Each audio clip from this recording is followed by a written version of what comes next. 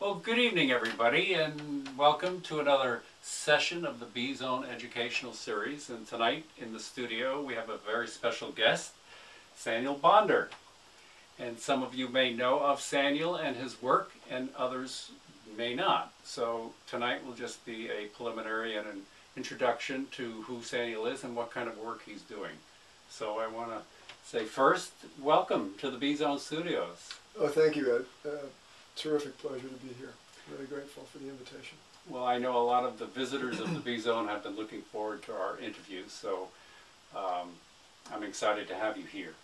Yeah, So, me too. This is great. Yeah. And happy to be with your listeners.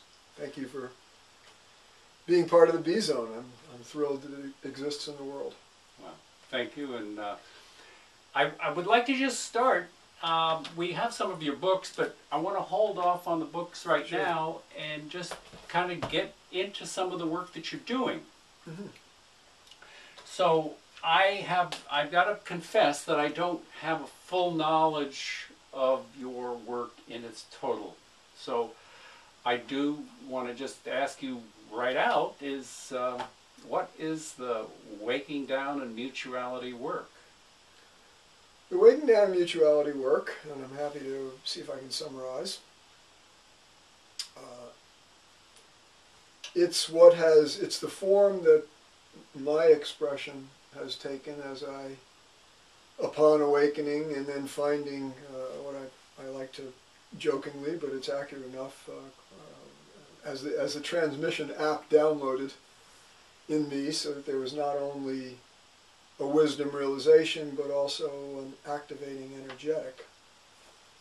I undertook, this was back in very late 92 and early 1993, it quickly became evident to me that I really wanted to find a way to share this with as many people as possible. The images I had were of democratizing, Johnny Appleseeding, a basic realization of the fundamental nature of our existence. And waking down and mutuality are, those three words, waking down, mutuality, are good kind of descriptive categories for primary elements of the work. The waking aspect relates to a more or less direct and often fairly rapid access to our essential conscious nature, the ground of being, many traditional words and phrases that are pointing in that direction.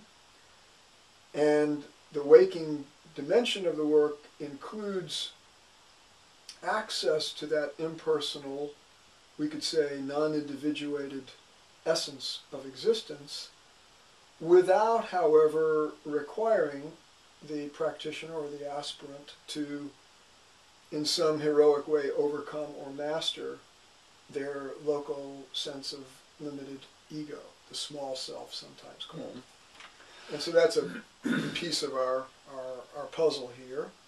The down aspect has to do with two qualities. You could say energetically there is a deeper and deeper sense of embodiment, of landing.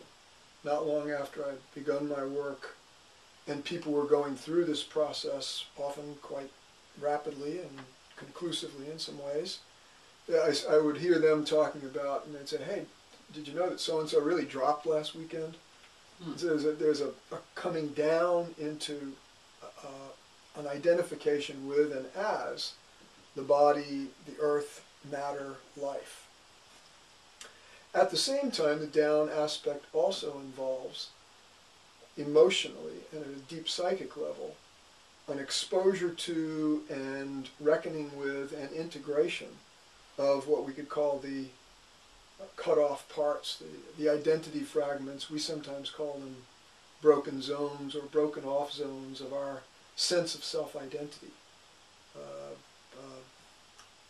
Genpo Roshi, who created the Big Mind trainings, talks of them using some of the psychological language as disowned voices, from voice dialogue. So there's an exposure to an integration of the aspects of our being that we've not been able yet to clarify and kind of bring into the fold of who we really are, all of who we are.